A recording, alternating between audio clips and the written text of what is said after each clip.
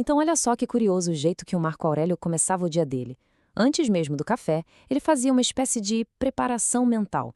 Ele parava e pensava: ok, hoje eu provavelmente vou topar com gente indiscreta, ingrata, arrogante, mentirosa, invejosa, enfim, gente difícil.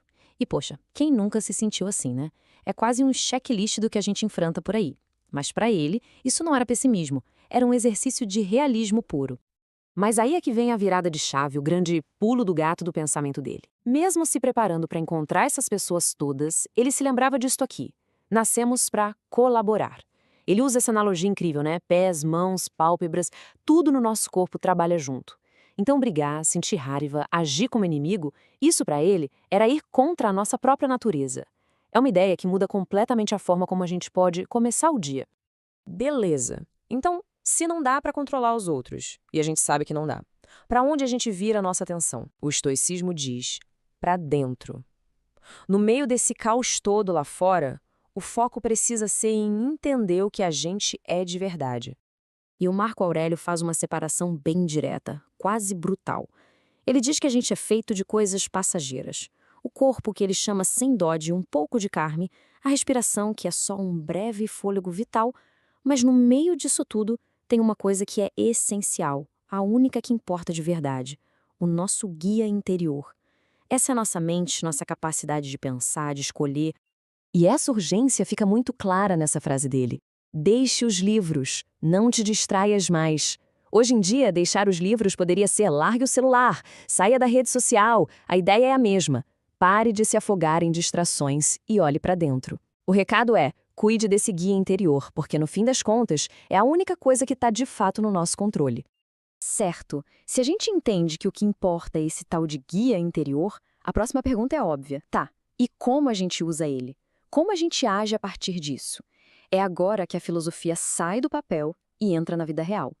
Olha o peso que ele dá para isso. O guia interior não é só nossa capacidade de pensar, não.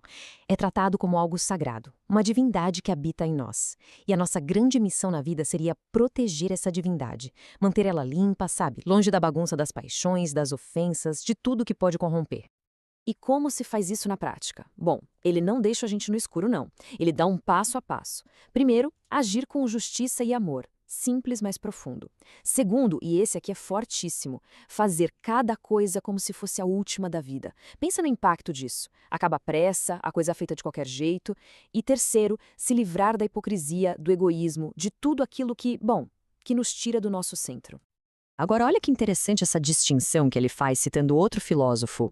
Ele compara dois tipos de falta, de erro, a raiva e o desejo. E ele diz que errar por desejo é pior. Por quê? Parece estranho, né? A lógica é a seguinte: a raiva é uma reação, algo que te tira do sério, muitas vezes com dor. Já ceder ao desejo é uma escolha consciente de buscar o prazer, uma rendição. E para os estoicos, essa rendição voluntária mostra uma fraqueza ainda maior. E tudo isso nos leva para um dos pilares do estoicismo: o foco total no agora, no presente. Essa frase pode parecer um trava-línguas, mas a ideia é muito simples. A gente não pode perder o passado, ele já foi. E não dá para perder o futuro, ele não existe ainda. A única coisa que a gente tem de verdade e que pode de fato perder é o presente, o agora. É só isso que a gente vive. Ok, a gente olhou para dentro, focou no presente, agora vamos dar um zoom out. Mas um zoom out de verdade, para a perspectiva mais ampla de todas. Como é que essa filosofia encara os dois grandes temas da existência? A vida e, claro, a morte. E a visão dele é poética, mas bem direta. A nossa vida, um ponto. Um pingo no oceano do tempo. Nosso corpo, um fluxo, está sempre mudando. E a alma, um redemoinho. A primeira impressão pode ser meio deprimente, mas a intenção é o contrário. É para dar perspectiva, para mostrar que a maioria das nossas preocupações do dia a dia são pequenas demais perto dessa imensidão. E a morte? Como fica? Para um estoico, a morte não é a vilã da história. É só uma obra da natureza, simples assim. Faz parte do pacote, sabe? Nascer, crescer, envelhecer e morrer. Tudo isso é parte do fluxo natural do universo. Não é só uma ação da natureza, mas algo que ele chama de útil para a natureza. O ponto central é esse aqui: tirar o medo da morte, desmistificar. A morte é apenas uma dissolução de elementos. Pensa num castelo de Lego sendo desmontado. As pecinhas não somem, elas só se separam para, quem sabe, montar outra coisa depois. É uma transformação, não um fim absoluto. Não tem nada de assustador nisso, é só a natureza seguindo seu curso. E aí que ele nos deixa com a pergunta, a reflexão final que amarra tudo. Se o universo inteiro está em constante transformação, por que a gente deveria ter medo da nossa própria transformação? A conclusão dele é uma das ideias mais fortes do estoicismo. Se é natural, se está em conformidade com a natureza, então não pode ser um mal. É uma ideia em tanto para a gente ficar pensando, não é? Bom, essa foi nossa viagem pelas ideias de Marco Aurélio. Se essa reflexão ajudou a trazer um pouco de clareza ou alguma inspiração, já valeu. E se achou que vale a pena, fica aquele convite.